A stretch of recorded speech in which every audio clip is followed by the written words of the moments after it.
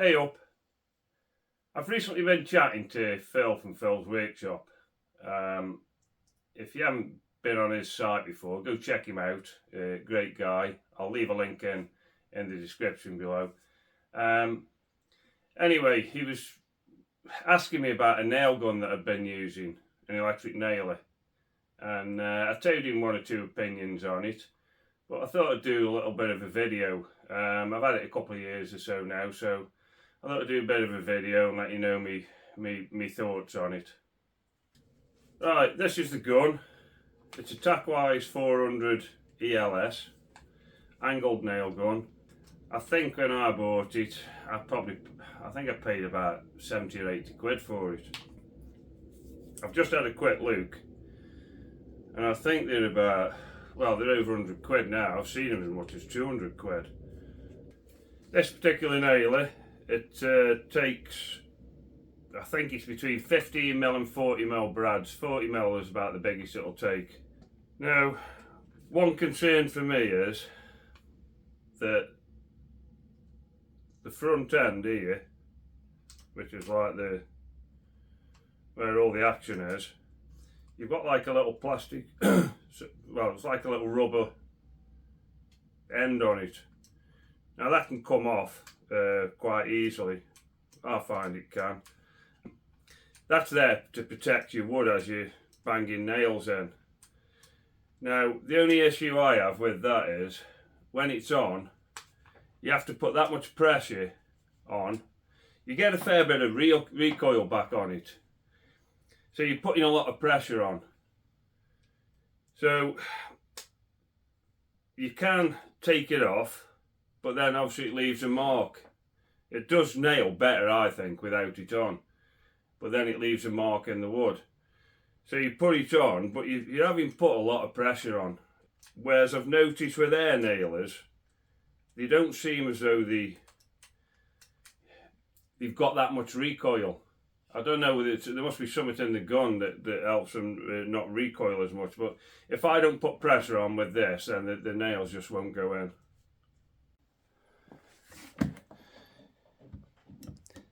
See, if I don't put no pressure on now, that's what I end up with, where the nail's sticking out.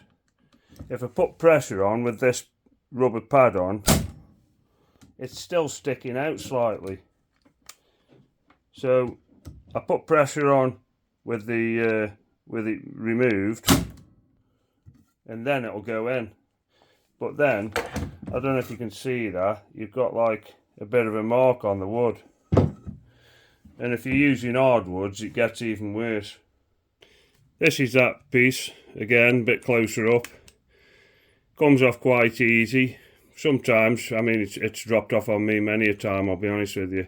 There's only a little noggin there that kind of stops it dropping off. It sits in a slot there. But yeah, that can come off. But like I say, if you don't use it, you end up marking your wood. Another issue with this gun, in my eyes, is these screws here tend to come undone, and you've got to keep your eye on them. Basically, check them before you use the gun, because there's a lot of, I suppose, vibration, stuff like that at this end of the gun. Those will come loose. Now, I have toyed with kind of putting Loctite on them, but the trouble is, this mechanism here, this is for kind of undoing.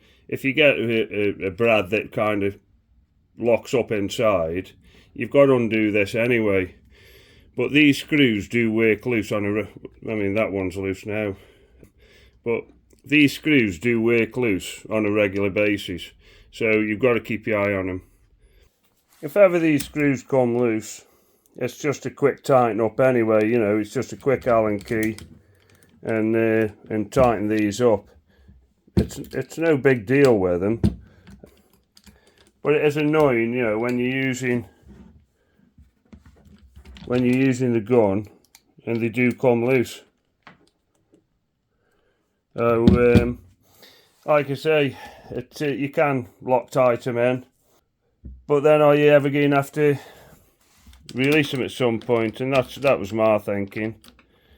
this mechanism here, this quick release mechanism on the front, it's a good feature. Like I say, the nails like them, if you get one locked up inside there, it's easy to release this and get it out. So that works quite well. As far as putting brads in, you've got this device here, which then opens the drawer.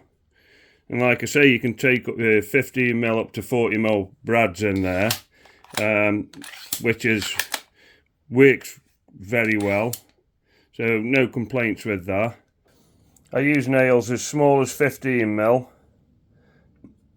or as big as 40mm in it.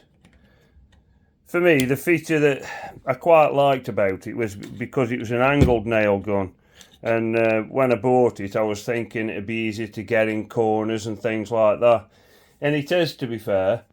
So for that, you know, I think if I ended up buying an air one, I'd probably be looking at an angled one, because it does help getting in tight corners and stuff. But overall, you know, I don't think it's too bad. But I certainly wouldn't be paying 150, 200 quid for one. But I think for what I paid, I think it was alright.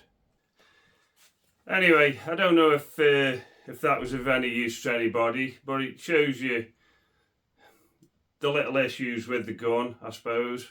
Whether they have these kind of issues with other makes of gun, I don't know. But, you know, it's kind of a budget gun, I presume, as the better ones are better. So I'll leave it there. If you could like and subscribe, that'd be great. And hopefully I'll catch you on the next video. Thanks for watching.